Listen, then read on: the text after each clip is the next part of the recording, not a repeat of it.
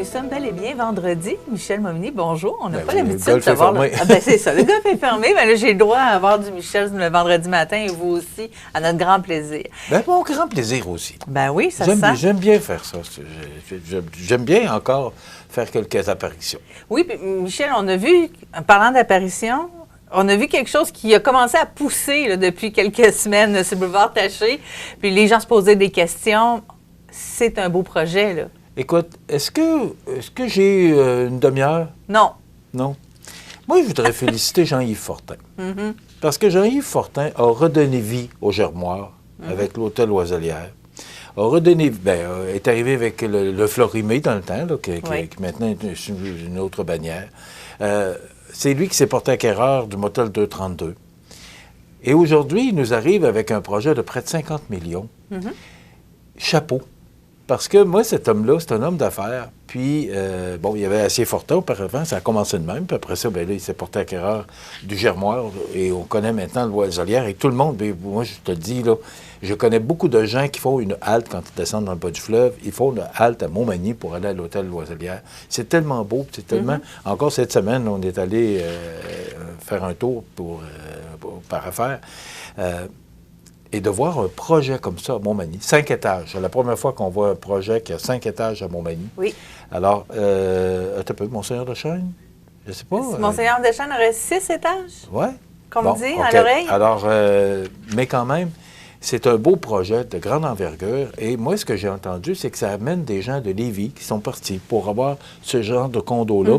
Ils l'ont trouvé à Lévis. Il y a des gens qui sont de Montmagny qui sont partis vivre à Lévis en condo. Puis là, vous dites, hey, on va revenir, puis on va avoir la vue sur le fleuve. Et voilà. Alors, c'est un très beau projet et je veux lever mon chapeau à Jean-Yves pour ce beau projet, encore une fois.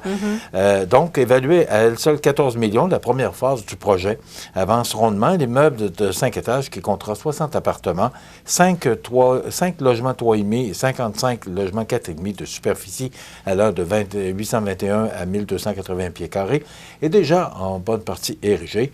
Il sera aussi doté d'espaces de stationnement dont la moitié seront intérieurs. Et à l'heure actuelle, plus de 45 unités ont déjà trouvé preneur. Donc, il y avait une demande, il y avait un besoin. Oui, mais c'est un risque, là. C'est tout un risque. Bien, quand on voit plus de 45 unités qui ont déjà trouvé preneur, c'est un risque calculé. Oui. Bien, connaissant M. Fortin, oui. Oui, hein? Mais quand même, moi, je salue l'audace de cet homme d'affaires-là. Puis, à certains égards, là, il y a beaucoup de logements, là, des blocs appartements, je pense que c'est comme ça qu'il faut dire ça, à côté de Loiselière. Oui. C'est lui qui a acheté Imprimerie Marquis, qui a fait deux logements, 2 multi-logements, là, encore, et ça a changé tout le paysage de l'endroit. Donc, c'est un promoteur très important pour Montmagny. Bravo, félicitations, puis j'espère que la deuxième phase va s'en venir rapidement, et en juillet 2024, on devrait voir les premiers résidents à l'intérieur de cet édifice qui est quand même assez imposant. Absolument. Mais félicitations, c'est un beau projet, effectivement. Oui. Michel, il y aura élection municipale partielle du côté de Cap-Saint-Ignace? Oui, bien effectivement, il y aura élection en début d'année 2024, plus précisément le 21 janvier, si jamais on va en élection, parce que le poste numéro 5 a été laissé vacant au conseil municipal suite au décès de Mme Évelyne Gallet. Donc, c'est Sophie Boucher qui est présidente de l'élection. On le sait, c'est la directrice générale de la municipalité. Donc, la période de mise en candidature se tient du 8 au 22 décembre prochain. Mais déjà, Christine Talbot a fait parvenir un communiqué aux médias afin d'annoncer officiellement sa candidature. On sait que Mme Talbot travaille pour le Centre d'aide aux entreprises Montmagny-Lidet. Donc, sa décision de se porter candidate aux élections partielles est le fruit de son désir sincère de contribuer au bien-être de sa communauté. Donc, si c'est la seule personne qui se présente, il n'y aura pas d'élection. Sinon, l'élection aura lieu en janvier prochain, soit la journée du scrutin le 21 janvier, mais il y aura le vote par anticipation le 14. Donc, c'est à suivre.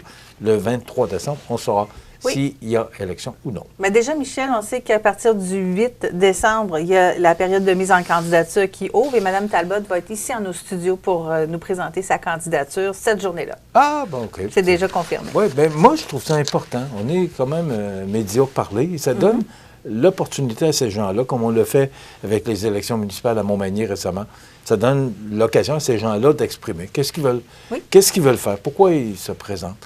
Et justement, je lisais dans le Journal de Québec ce matin qu'il y a beaucoup de démissions. C'est plus de 10 des démissions au cours de la dernière année. C'est tout près de 750 personnes qui ont démissionné parce que c'est pas facile, la vie municipale, la vie politique municipale. Donc, le respect s'impose pour ces gens-là qui s'impliquent pour nous autres.